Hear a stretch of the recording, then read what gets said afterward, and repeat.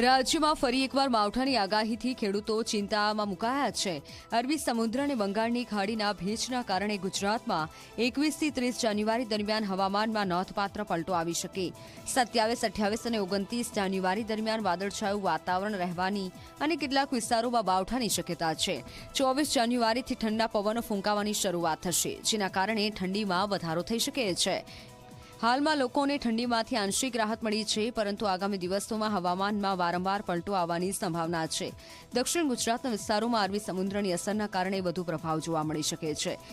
7 થી 9 ફેબ્રુઆરી વચ્ચે પણ વાદળછાયું વાતાવરણ પણ રહેશે। 3 દિવસ બાદ ફરી ઠંડીનો ચમકારો વધવાની પણ આગાહીકાર અંબાલાલ પટેલે આગાહી વ્યક્ત કરી છે।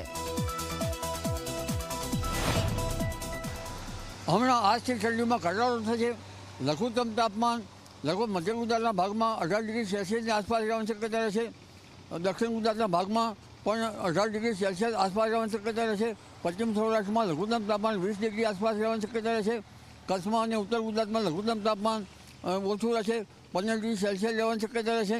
ઉત્તર ગુજરાતમાં ઠંડી રહેશે, પણ મધ્ય ગુજરાતમાં ઠંડી લગભગ ઘટવા સાથે તારીખ 22-23માં એક મજબૂત પશ્ચિમી વિક્ષોભ આવશે, જેના કારણે દેશના ઉત્તરીય પર્વતીય પ્રદેશોમાં ભારે હિમવર્ષા થવાની શક્યતા છે। અને ગુજરાતમાં તારીખ 27, 28, 29માં વાદળા આવશે। તે પૂર્વે 22-23માં ફરી ઠંડીનો રાઉન્ડ આવવાની શક્યતા છે। 24મી તારીખે ઠંડા પવનો ફૂંકાશે અને તારીખ 27મી જાન્યુઆરીથી જાન્યુઆરીના અંત સુધીમાં રાજ્યના કેટલાક ભાગમાં કમોસમી વરસાદ થવાની શક્યતા છે।